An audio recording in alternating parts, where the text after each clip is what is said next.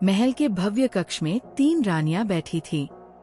उनकी आंखों में चिंता की परछाइयां झलक रही थी। सबसे बड़ी रानी महारानी सुमित्रा ने गहरी सांस लेते हुए कहा, राजा से बात करनी होगी। हमारे पुत्रों के लिए ये जरूरी है। मझली रानी पद्मावती ने सिर हिलाते हुए उत्तर दिया, सही कह रही हो। उनकी स्वतंत्रता छिन गई है। वे जैसे पिंजरे के पंछी बनकर रह गए हैं। सबसे छोटी रानी रजनी ने धीमे स्वर में जोड़ा, क्या राजा हमारी बात मानेंगे? उन्हें अपनी परंपराएं और राजधर्म अधिक प्रिय हैं। उसी समय राजा विक्रम सिंह कक्ष में प्रवेश करते हैं। उनकी उपस्थिति से कमरा और अधिक भव्य हो जाता है। उन्होंने गंभीर स्वर में कहा, मुझे मालूम है कि आप तीनों मुझसे कुछ कहना चाहती है। बोलो। सुमित्रा ने हिम्मत जुटाकर कहा, महाराज, हमारे पुत्र राजसी बंधनों में बंधे हुए हैं। हमें डर है कि वे कभी अपने जीवन का आनंद नहीं ले पाएंगे। क्या उन्हें अपनी मर्जी से जीने की आजादी नहीं मिलनी चाहिए? राजा कुछ देर तक मौन रहे, फिर बोले, तुम्हारी बात सही है। उन्हें अपनी इच्छाओं के अनुसार जीने का अधिकार है।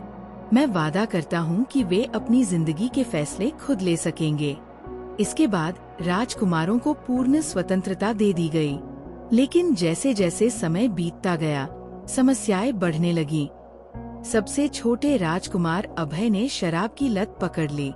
एक रात रानी सुमित्रा ने अपने कमरे में उसे लड़खड़ाते हुए देखा।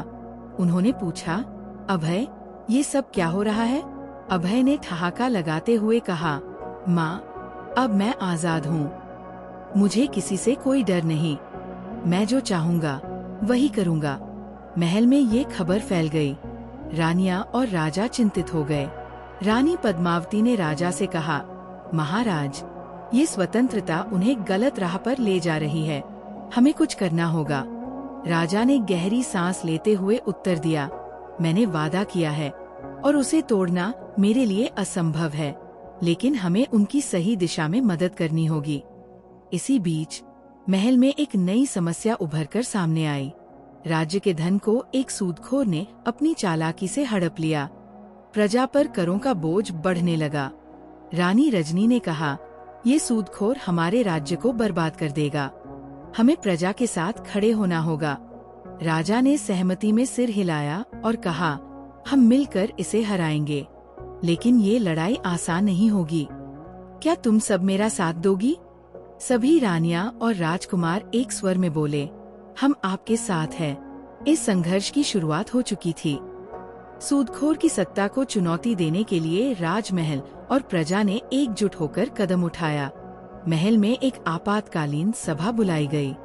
सभा कक्ष में राजा विक्रम सिंह अपने सिंहासन पर गंभीर मुद्रा में बैठे थे। चारों तरफ रानियां, राजकुमार और राज्य के मंत्री खड़े थे। राजा ने अपनी गहरी आवाज में कहा, हमारा राज्य संकट में है। वह सूदखोर हमारे खजाने को खाली कर चुका है और प्रजा पर अत्याचार बढ़ा रहा है। इसे रोकने के लिए हमें एकजुट होना होगा। रानी सुमित्रा ने आगे बढ़ते हुए कहा, महाराज, हमें प्रजा की शक्ति को पहचानना होगा। यदि हम उनके साथ खड़े हों, तो इस सूदखोर को हराना संभव है। राजा ने सहमति में सिर हिलाया और कहा, ठीक है, राजकुमारों को प्रजा के बीच जाना होगा। उन्हें प्रजा का विश्वास जीतना होगा और एक नई सेना तैयार करनी होगी। राजकुमार आदित्य ने दृढ़ता से कहा, पिता, मैं इस कार्य का नेतृत्व करूंगा। हमें ये सुनिश्चित करना होगा कि कोई भी भूखा न रहे और हर व्यक्ति स्वतंत्रता के लिए लड़ने को तैयार हो। दूसरी ओर राजकुमार अभय अभी भी अपने कक्ष में बंद था। रानी रजनी ने उसे समझाने का प्रयास किया, अभय, तुम्हारे पिता और भाइयों को तुम्हारी जरूरत है। ये समय अपनी गलतियों को सुधारने का है। अभय ने अपनी माँ की ओर देखा। उसकी आंखों में पछतावा झलक रहा था। उसने कहा, माँ, मैं जानता हूँ कि मैंने गलतियाँ की है, पर अब मैं अपने राज्य के लिए कुछ करना चाहता हूँ। मुझे भी इस लड़ाई का हिस्सा बनने दो।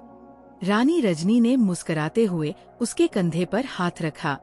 यही समय है खुद को साबित करने का। जाओ और अपने पिता के साथ खड़े हो जाओ। अगले ही दिन राजकुमार आदित्य, अभय और विक्रांत गांव-गांव जाकर प्रजा को संगठित करने लगे। उन्होंने सूदखोर के खिलाफ विद्रोह का आह्वान किया। एक रात जब पूरा गांव आग की रोशनी में मंत्रणा कर रहा था, एक गुप्तचर भागता हुआ आया और बोला, महाराज, सूदखोर ने हमारी योजना की भनक पाली है। वह अपनी सेना के साथ हमारे खिलाफ हमला करने की तैयारी कर रहा है। ये सुनकर राजा ने कहा, युद्ध के बिना अब कोई रास्ता नहीं, हमें अपनी रणनीति तैयार करनी होगी। रानी पद्मावती ने सुझाव दिया, हमें सूदखोर की सेना को अंदर से कमजोर करना होगा। उसके कुछ सेनापतियों को हमारी तरफ लाने की कोशिश करें। राजकुमार विक्रांत ने इस काम का जिम्मा लिया। वो गुप्त रूप से सूदखोर की सेना में घुसपैठ करने की योजना बनाने लगा। महल में तनाव बढ़ रहा था। हर तरफ युद्ध की तैयारियां हो रही थी। इसी बीच प्रजा ने राजा और रानियों के प्रति अपनी वफादारी व्यक्त की। क्या यह युद्ध राज्य को बचा पाएगा? सूदखोर की सेना को हराने के लिए क्या राजमहल और प्रजा की ये एकता पर्याप्त होगी? राजा विक्रम सिंह ने युद्ध की तैयारियों का जायजा लेते हुए गहरी सांस ली। वह जानता था कि यह युद्ध न केवल राज्य की रक्षा के लिए था, बल्कि उनके परिवार की प्रतिष्ठा और उनके वचनों का भी प्रश्न था। महल के बाहर राजकुमार विक्रांत ने गुप्त योजना पर काम करते हुए सूदखोर के सेनापतियों से संपर्क किया।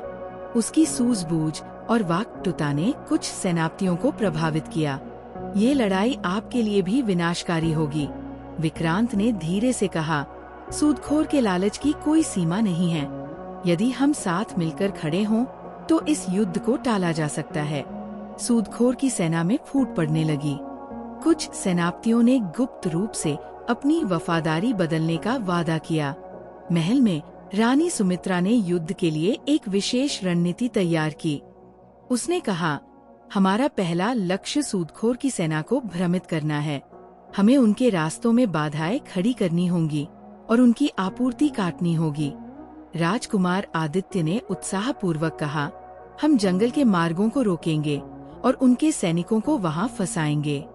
इस बीच राजकुमार अभय, जो अब तक अपनी गलतियों से उबरने की कोशिश कर रहा था, गांव के युवाओं को प्रशिक्षित करने में जुट गया। उसने गांव के लोगों से कहा, ये लड़ाई केवल हमारे लिए नहीं, बल्कि हमारे बच्चों और उनकी स्वतंत्रता के लिए है। युद्ध का दिन निकट आ रहा था। प्रजा और राजमहल के लोग एकजुट होकर युद्ध के लिए तैयार हो गए। सूदखोर की सेना जब राज्य की सीमा पर पहुंची, तो उन्हें जंगल में बिछाए गए जालों और बाधाओं का सामना करना पड़ा।